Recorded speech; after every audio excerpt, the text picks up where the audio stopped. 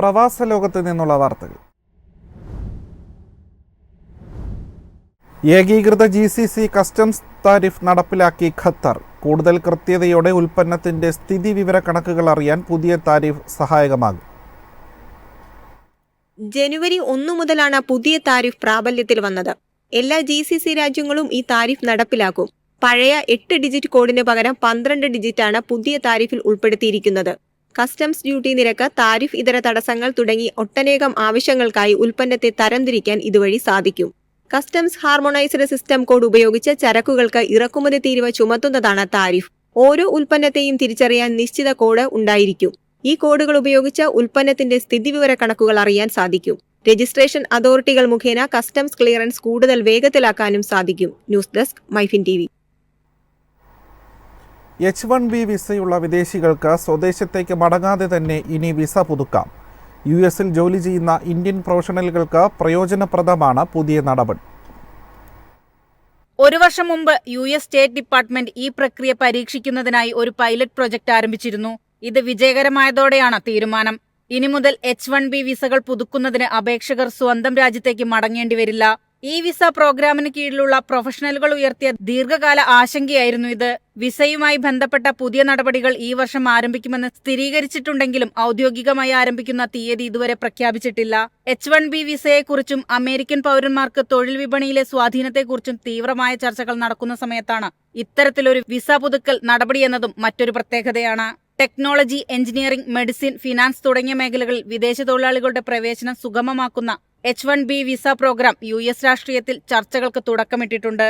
വിദേശ തൊഴിലാളികൾ, പ്രത്യേകിച്ച് ഇന്ത്യയിൽ നിന്നുള്ളവർ ജോലിക്കായി US പൗരന്മാരുമായി മത്സരിക്കുന്നുണ്ടെന്ന് വിമർശകർ വാദിക്കുന്നു. News desk MyFin TV. അന്താരാഷ്ട്ര വിമാനങ്ങൾ ബുക്ക് ചെയ്യുന്നതിന് പാർട്ട് പേയ്മെന്റ് ഓപ്ഷൻ അവതരിപ്പിച്ച് മേക്ക് മൈ ട്രിപ്പ്. യാത്രക്കാർക്ക് ടിക്കറ്റ് നിരക്കിന്റെ 10 മുതൽ 40% വരെ മുൻകൂട്ടി അടയ്ക്കാം.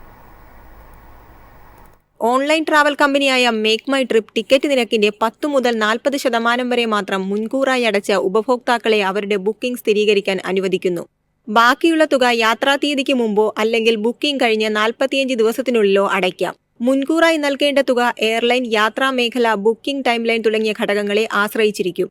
പുതിയ സാങ്കേതികവിദ്യ കൂടുതൽ സൗകര്യത്തോടെ അന്താരാഷ്ട്ര വിമാനങ്ങൾ ബുക്ക് ചെയ്യാൻ ഇന്ത്യക്കാരെ പ്രാപ്തരാക്കുന്നു. പാർട്ട് പേയ്മെന്റ് ഓപ്ഷൻ ഉപയോഗിക്കുന്ന യാത്രക്കാർ മുഴുവൻ പേയ്മെന്റും പൂർത്തിയാക്കിയ ശേഷം അവരുടെ സ്ഥിരീകരിച്ച ബുക്കിംഗുകൾ പരിഷ്കരിക്കാനാകും. ഉയർന്ന മൂല്യമുള്ള ടിക്കറ്റുകൾ ബുക്ക് ചെയ്യുന്നവർക്ക് ഈ സവിശേഷത പ്രത്യേകിച്ചും പ്രയോജനകരമാണ്. ഉൽപ്പന്നങ്ങൾ വാങ്ങിയ ശേഷം പിന്നീട് പണമടയ്ക്കാൻ ഉപഭോക്താക്കളെ നിരവധി പ്ലാറ്റ്ഫോമുകൾ അനുവദിക്കുന്നുണ്ട്.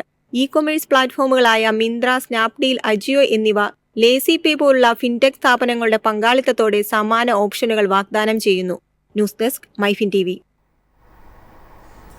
UAE-യിൽ പേറ്റന്റ് രജിസ്ട്രേഷനുള്ള സമയം 42 മാസത്തിൽ നിന്ന് 6 മാസമാക്കി കുറച്ചു.